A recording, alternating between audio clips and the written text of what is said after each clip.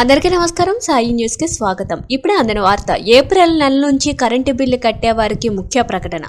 పూర్తి వివరాలు అయితే వీడియోలో చెప్పడం జరిగింది. వీడియోని మాత్రం ఎక్కడ స్కిప్ చేయకుండా కంప్లీట్ గా చూడండి. అప్పుడే మీకు కంప్లీట్ ఇన్ఫర్మేషన్ అయితే తెలుస్తుంది. అలాగే ఇప్పటివరకు మన ఛానల్ ఎవరైతే సబ్స్క్రైబ్ చేసుకోలేదో దయచేసి సబ్స్క్రైబ్ చేసుకోండి. అదేవిధంగా లైక్ చేసినట్లయితే మరింత మందికి సమాచారం చేరుకుంటుంది.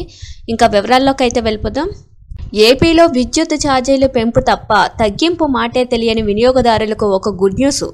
ఇప్పటి వరకు నష్టాల పేరుతో వినియోగదారులపై ప్రతి నెల ఏదో విధంగా ట్రూ అప్ ఛార్జీల భారం మోపుతూ వస్తున్న డిస్కంలు ఇప్పుడు ట్రూ డౌన్ స్థితికి చేరుకున్నాయి. దీంతో ఆ మేరకు తమ నష్టాలు తగ్గి లాభాల్లోకి వస్తామని అంచనా వేస్తున్న విద్యుత్ సంస్థలు విద్యుత్ నియంత్రణ మండలికి కీలక ప్రతిపాదన చేశాయి. దీన్ని ఈఆర్సీ ఆమోదిస్తే విద్యుత్ ఛార్జీలు తగ్గడం ఖాయంగా కనిపిస్తుంది. ప్రతి ఏటా విద్యుత్ పంపిణీ సంస్థలు తమకు విద్యుత్ ఉత్పత్తికి అయిన ఖర్చు ఆధారంగా ఛార్జీల వసూలుకు విద్యుత్ నియంత్రణ మండలికి ముందస్తుగా ప్రతిపాదనలు ఇస్తాయి. ఆ ప్రతిపాదనలకు మించి వాస్తవ ఖర్చు అయితే అప్పుడు ట్రూ అప్ ఛార్జీల పేరుతో వాటిని వసూలు చేసుకుంటాయి. ఇలా గత కొన్నేళ్లుగా ట్రూ అప్ ఛార్జీల భారం వినియోగదారులపై తీవ్ర స్థాయిలో ఉంటుంది. కానీ ఈఆర్సీకి ఇచ్చిన ప్రతిపాదనల కంటే తక్కువ ఖర్చు అయితే ట్రూ డౌన్ అవుతుంది. అప్పుడు తమకు మిగిలిన డబ్బును తిరిగి వినియోగదారులకు డిస్కంలు సర్దుబాటు చేయాల్సి ఉంది. ఈ మేరకు ఈఆర్సీకి ప్రతిపాదన ఇచ్చాయి.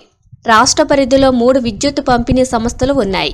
ఈ మూడింటికి కలిపి గత 5 ఏళ్లలో అంటే 2019 నుంచి 2024 మధ్య ట్రూ డౌన్ అయినట్లు, అంటే వాస్తవ ఖర్చు ఈఆర్సీ అనుమతించిన దానికంటే 1059 కోట్లు తక్కువగా అయినట్లు డిస్కంలు తెలిపాయి.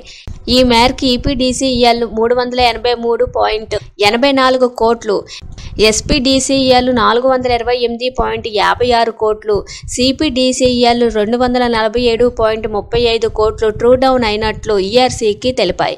ఇలా మొత్తం 1059 కోట్లను వినియోగదారులకు సర్దుబాటు చేసేందుకు అనుమతి కోరుతూ ట్రాన్స్కో ఈఆర్సీలో పిటిషన్లు దాఖలు చేసింది. దీన్ని ఈఆర్సీ ఆమోదిస్తే ఈ మేరకు కస్టమర్లకు బిల్లులు తగ్గిపోతున్నాయి. Thank you for watching this video.